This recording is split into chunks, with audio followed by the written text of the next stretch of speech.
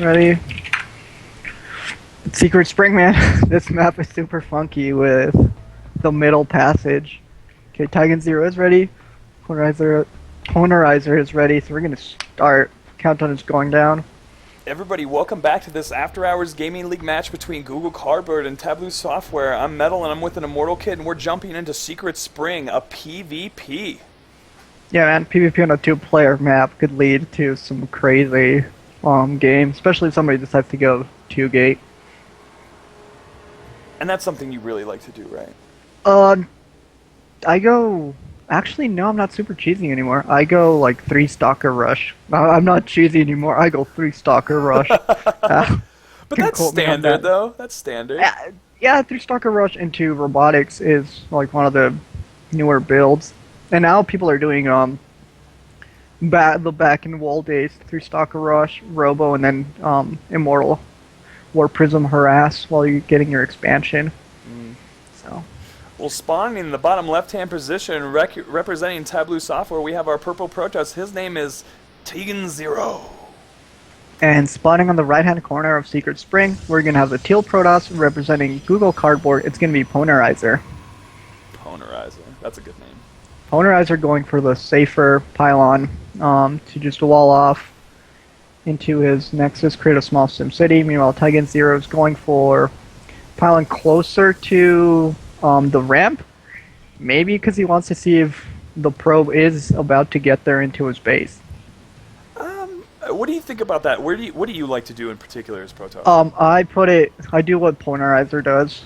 I put it like there, next to my Nexus, and then after that I send that one out to scout, just so it's like on the way, coming through the Nexus, pylon, and moves out, so it doesn't have to spend time thinking of where to put it. No, that is good, but I also like the placement of buildings, like in PvP, closer to the Nexus, because I just believe that Blink Stalkers or having Stalkers being able to range this from the low ground is just kind of, could be a disaster waiting to happen. Yeah, especially in this expansion, when you have the Nexus cannon, you definitely want your buildings to not be pokeable by anything when you're defending it with a Nexus cannon. And then on the gas, I also do what Polarizer does. Just in case I get a gas steal, the cell it comes out in time.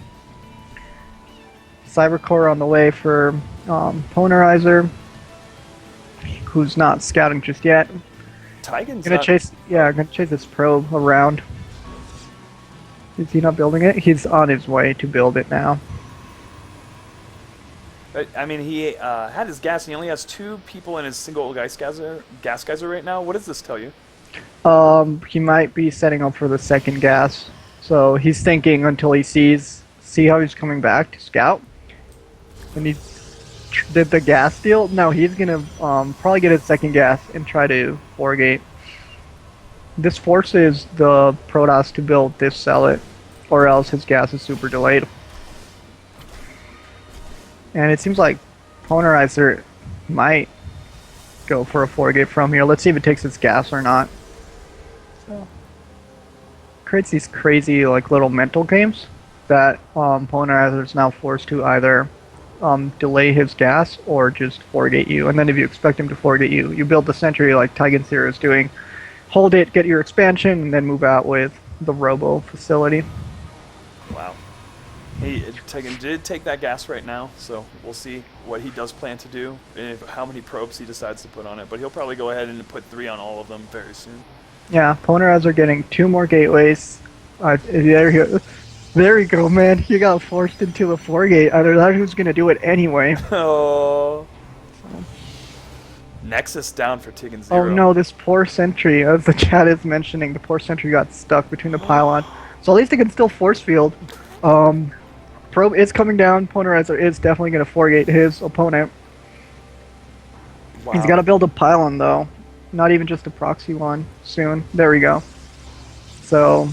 And now Tigan Zero hasn't started his warp gate.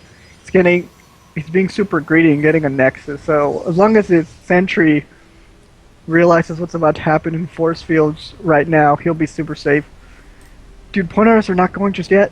There he goes. But he's got... Where's the sentry? He's got to put the force field down.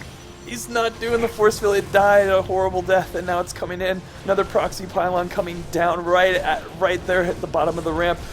we have 1 zealot and 4 stalkers against a Yeah. mothership core and 1 zealot. And the mothership core doesn't have enough energy, so as soon as that goes down, Tigan Zero can have a blast. He's even going to save his zealot, just playing Ring Around the Rosie with his stalker support.